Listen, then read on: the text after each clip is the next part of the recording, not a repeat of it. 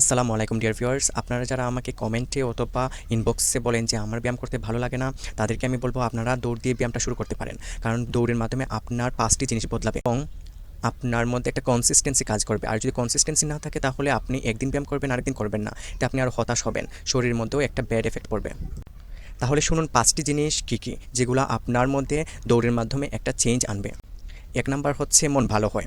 কারণ আমরা যখন অনেক সময় চিন্তিত বা স্ট্রেসে থাকি তখন যদি আমরা দৌড় দিই তাহলে দেখবে আমাদের মনটা অনেক হালকা হয়। 2 নাম্বারে হচ্ছে ওজন কমাতে সাহায্য করে। আমাদের যাদের ওজন বেশি তাদের দৌড় হচ্ছে একটা বেস্ট অপশন এবং দৌড় ব্যায়ামটা ছোটো থেকে বৃদ্ধ বয়সে সবাই করতে পারে।